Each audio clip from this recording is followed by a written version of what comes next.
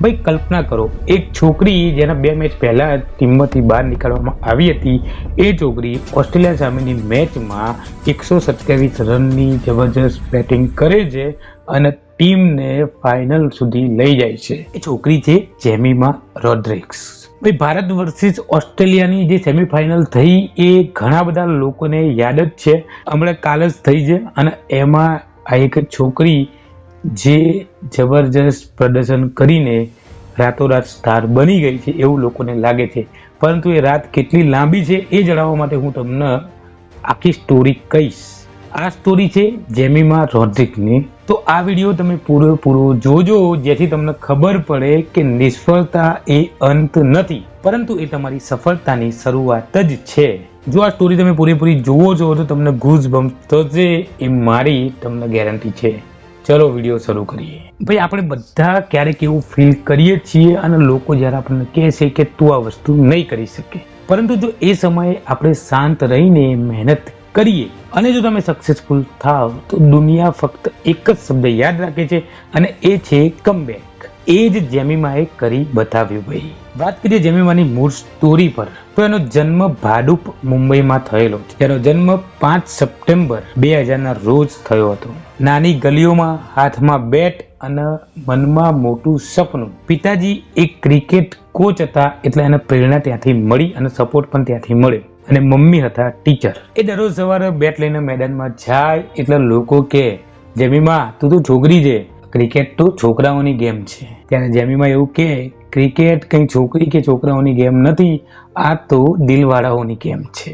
હવે વાત કરીએ એના જીવનમાં સૌથી મોટું સ્ટેપ ક્યારે આવ્યું, તો 16 વર્ષની ઉંમરમાં અંડર 19 મેચમાં એને ડબલ સેન્ચુરી મારી હતી. ભાઈ 202 નોટ આઉટ અને ભાઈ મુંબઈના દરેક છાપામાં એનું નામ હતું. એ વખતે લોકો કહેવા માંડ્યા કે આ છોકરી ભારત માટે રમશે અને બન્યું પણ એવું. 2018માં 17 વર્ષની ઉંમરમાં તે ભારત માટે રમવા પણ લાગી. ટીમ ઇન્ડિયામાં આવી ગઈ.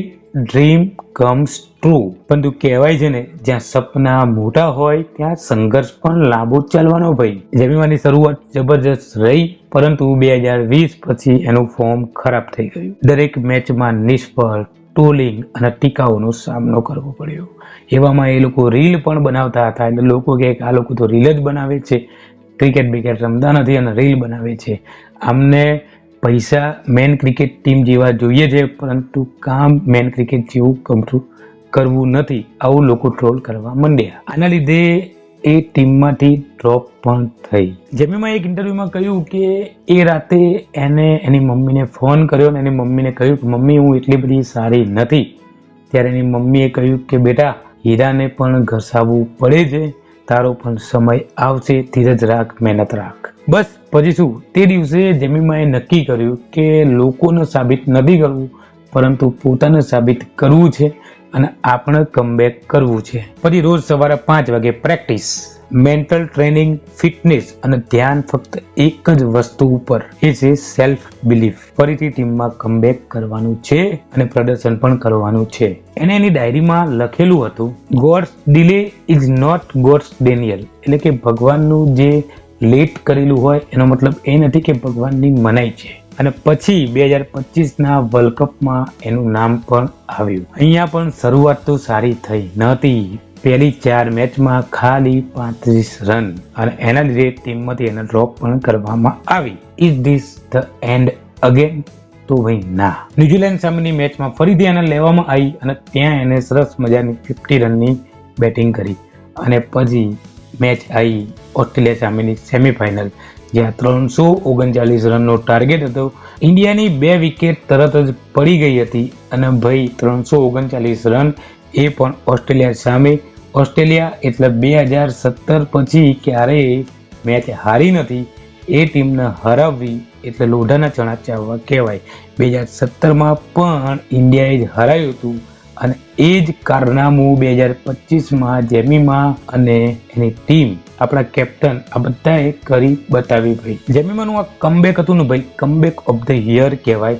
127 રનની ઇનિંગ કરી, વચ્ચે થોડી ધીમી પડી ગઈ ત્યારે પણ આલોચના થઈ, પરંતુ છેક સુધી ટકી રહી. જેમ આપણા વિરાટભાઈ આપણી જે ઇન્ડિયાની મેન્સની મેચો હોય છે એમાં ટકી રહીને મેચ જીતાડે છે, એવી જ રીતે જેમીમાએ પણ ટકી રહીને મેચ જીતાઈ અને આપણને ફાઇનલમાં પહોંચાડવાની તક અપાઈ. આ ફેર એના 50 રનમાં પણ સેલિબ્રેટ નહોતું કર્યું, 100 રનમાં પણ સેલિબ્રેટ ના કર્યું, સીધું સેલિબ્રેટ કર્યું એ મેચ જીત્યા ત્યારે. એ સીન હતો ને ભાઈ, તમારી આંખમાં આંસુ આવી જાય એવો સીન હતો. પોસ્ટ મેચ ઇન્ટરવ્યુમાં પણ એને કીધું કે લોકોને એવું લાગતું હતું કે મારું કરિયર પતી ગયું છે, મેં ફોર્મ ગુમાવી દીધું છે, પરંતુ હકીકતમાં મેં મારા ઉપરનો વિશ્વાસ ક્યારેય પણ ગુમાવ્યો નથી. અને એ સમયે આખું ભારત ગૌરવથી ભરાઈ ગયું ભાઈ. મતલબ કે જેમીમાએ એવું સાબિત કર્યું, તમે કેટલા વખત પડો છો એ મહત્વનું નથી, તમે પડીને કેટલી વાર કમબેક કરો છો, ઊભા થાવ છો, એ જ તમને લીજન્ડ બનાવે છે ભાઈ. તો જેમીમાની સ્ટોરીથી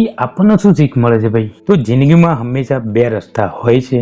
એક તો જે હાર સ્વીકારીને બેસી રહેવું, અને બીજો છે જેમીમાની જેમ ફરીથી ઊભા થવું અને કમબેક કરવું. મતલબ કે જો તમે આજે સ્ટ્રગલ કરી રહ્યા હોય ને તો ચિંતા ના કરો, તમારો સમય પણ 100% આવશે. વિડીયો ગમ્યો હોય તો લાઈક કરજો અને શેર કરજો એ લોકોને જેનો સમય પણ ખરાબ ચાલી રહ્યો હોય પરંતુ એ લોકો પણ કમબેક 100% કરશે એવી આશા સાથે. અને હા, ચેનલમાં નવા હોય તો સબસ્ક્રાઇબ કરવાનું ભૂલતા નહીં. ફરીથી મળીશું નવા કોઈ એક સ્ટોરી સાથે. ત્યાં સુધી જય હિન્દ, જય જય ગરવી ગુજરાત.